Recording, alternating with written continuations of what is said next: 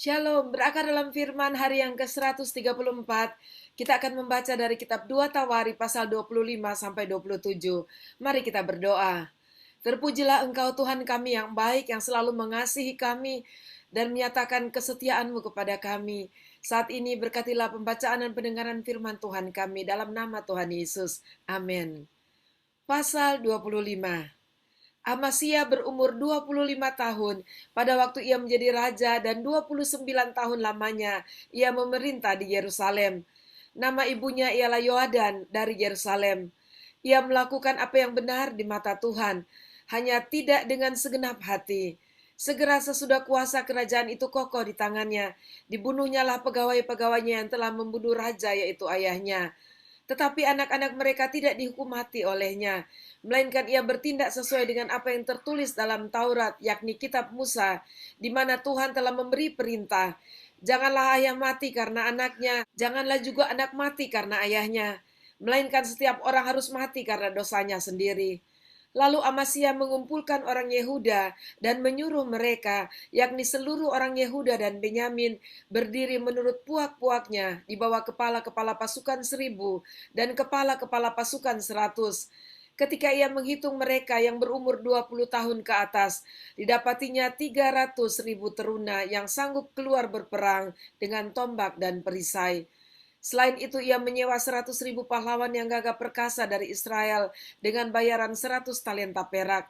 Tetapi seorang abdi Allah datang kepadanya dan berkata, "Ya Raja, janganlah tentara Israel dibiarkan bergabung kepada tuanku, karena Tuhan tidak menyertai Israel, yakni semua Bani Efraim ini. Dan jikalau mereka bergabung juga, bagaimanapun juga perbuatan dan kekuatanmu di dalam perang, Allah akan menggelincirkan engkau di depan musuh, sebab Allah mempunyai kuasa untuk menolong dan menggelincirkan." Lalu kata Amasya kepada abdi Allah itu, "Bagaimana dengan 100 talenta yang telah kuberikan kepada pasukan-pasukan Israel itu?" Jawab abdi Allah itu, "Tuhan dapat memberikan lebih daripada itu kepadamu." Kemudian Amasya memisahkan pasukan yang datang bergabung kepadanya dari Efraim, supaya mereka kembali ke tempat tinggalnya. Maka sangat marahlah mereka terhadap Yehuda. Mereka kembali ke tempat tinggalnya dengan marah yang menyala-nyala. Amasya mendapat keberanian lalu memimpin rakyatnya ke lembah Asin dan memukul kalah 10.000 orang dari Bani Seir.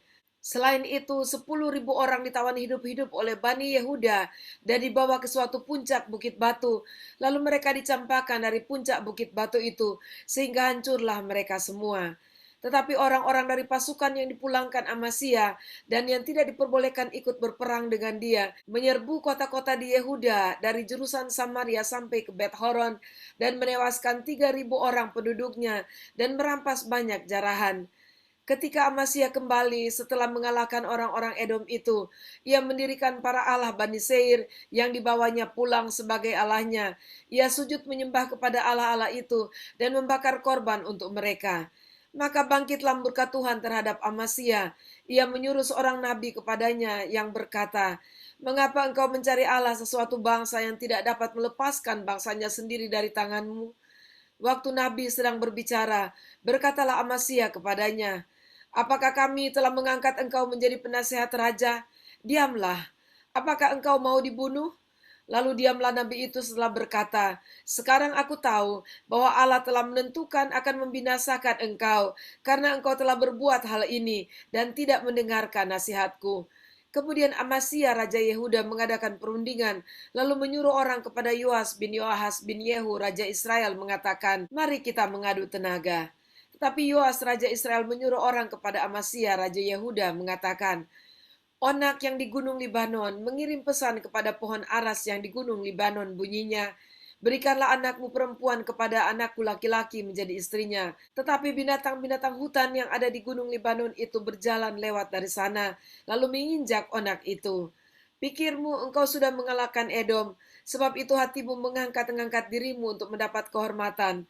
Sekarang tinggal saja di rumah. Untuk apa engkau menantang malapetaka, sehingga engkau jatuh dan Yehuda bersama-sama engkau?" Tetapi Amasya tidak mau mendengarkan, sebab hal itu telah ditetapkan Allah yang hendak menyerahkan mereka ke dalam tangan Yoas, karena mereka telah mencari Allah orang Edom. Sebab itu majulah Yoas raja Israel, lalu mengadu tenagalah mereka, ia dan Amasya raja Yehuda di Bet Semes yang termasuk wilayah Yehuda. Yehuda terpukul kalah oleh Israel, sehingga masing-masing lari ke kemahnya. Yoas raja Israel menangkap Amasya raja Yehuda, anak Yoas bin Yoahas di Bet Semes. Lalu Yoas membawa dia ke Yerusalem. Ia membongkar tembok Yerusalem dari pintu gerbang Efraim sampai ke pintu gerbang sudut, 400 hasta panjangnya. Sesudah itu ia mengambil segala emas dan perak dan segala perkakas yang terdapat dalam rumah Allah dan yang berada di bawah pengawasan keluarga Obed-Edom, juga perbendaraan istana raja dan orang-orang Sandra. Kemudian pulanglah ia ke Samaria. Amasya bin Yoas raja Yehuda masih hidup 15 tahun lamanya sesudah Yoas bin Yoahas raja Israel mati. Selebihnya dari riwayat Amasya dari awal sampai akhir, bukankah semuanya itu tertulis dalam kitab Raja-Raja Yehuda dan Israel? Sejak Amasya menjauhi Tuhan, orang mengadakan persepakatan melawan dia di Yerusalem.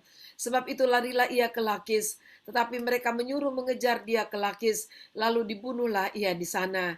Ia diangkut dengan kuda, lalu dikuburkan di samping nenek moyangnya di kota Daud. Pasal 26. Segenap bangsa Yehuda mengambil Usia yang masih berumur 16 tahun dan menobatkan dia menjadi raja menggantikan ayahnya Amasya. Ia memperkuat Elot dan mengembalikannya kepada Yehuda sesudah raja mendapat perhentian bersama-sama dengan nenek moyangnya. Usia berumur 16 tahun pada waktu ia menjadi raja dan 52 tahun lamanya ia memerintah di Yerusalem. Nama ibunya ialah Yekolya dari Yerusalem. Ia melakukan apa yang benar di mata Tuhan, tepat seperti yang dilakukan Amasya ayahnya. Ia mencari Allah selama hidup Sakaria, yang mengajarnya supaya takut akan Allah. Dan selama ia mencari Tuhan, Allah membuat segala usahanya berhasil. Maka majulah ia berperang melawan orang-orang Filistin dan membongkar tembok Gad, Yabne, dan Asdod, lalu mendirikan kota-kota di sekitar Asdod dan di lain-lain wilayah orang Filistin. Allah menolongnya terhadap orang Filistin dan terhadap orang Arab yang tinggal di Gulbaal dan terhadap orang Meunim. Orang-orang Amon membayar upeti kepada Usia, namanya termasyur sampai ke Mesir karena kekuatannya yang besar. Usia mendirikan menara di Yerusalem di atas pintu gerbang sudut, di atas pintu gerbang lebak, dan di atas penjuru serta mengokohkannya. Ia mendirikan juga menara-menara di padang gurun dan menggali banyak sumur karena banyak ternaknya, baik daratan rendah maupun di dataran tinggi. Juga ia mempunyai petani-petani dan penjaga-penjaga kebun anggur di gunung-gunung dan di tanah yang subur karena ia suka pada pertanian. Selain itu, Usia mempunyai tentara yang sanggup berperang, yang maju berperang dalam laskar-laskar menurut jumlah anak buah yang dicatat oleh Panitra Yeiel dan penata usaha Maeseya di bawah pimpinan Hananya, salah seorang panglima raja. Kepala-kepala puak pahlawan-pahlawan yang gagah perkasa itu seluruhnya berjumlah 2.600 orang. Di bawah pimpinan mereka terdapat satu bala tentara, terdiri dari 307.500 orang yang gagah perkasa dalam berperang untuk membantu raja dalam menghadapi musuh. Usia memperlengkapi seluruh tentara itu dengan perisai, tombak, ketopong, baju sirah, busur, dan batu umban. Ia membuat juga di Yerusalem alat-alat perang, ciptaan seorang ahli yang dapat menembakkan anak panah dan batu besar untuk ditempatkan di atas menara-menara dan penjuru-penjuru. Nama raja itu termasyur sampai ke negeri-negeri yang jauh karena ia ditolong dengan ajaib sehingga menjadi kuat. Setelah ia menjadi kuat, ia menjadi tinggi hati, sehingga ia melakukan hal yang merusak. Ia berubah setia kepada Tuhan Allahnya, dan memasuki bait Tuhan untuk membakar ukupan di atas mezbah pembakaran ukupan. Tetapi Imam Asaria mengikutinya dari belakang bersama-sama 80 imam Tuhan, orang-orang yang tegas. Mereka berdiri di depan Raja Usia dan berkata kepadanya, "Hai Usia, engkau tidak berhak membakar ukupan kepada Tuhan. Hanyalah imam-imam keturunan Harun yang telah dikuduskan yang berhak membakar ukupan. Keluarlah dari tempat kudus ini, karena engkau telah berubah setia. Engkau tidak akan memperoleh kehormatan dari Tuhan Allah karena hal ini." Tetapi Usia dengan bokor ukupan di tangannya untuk dibakar menjadi marah.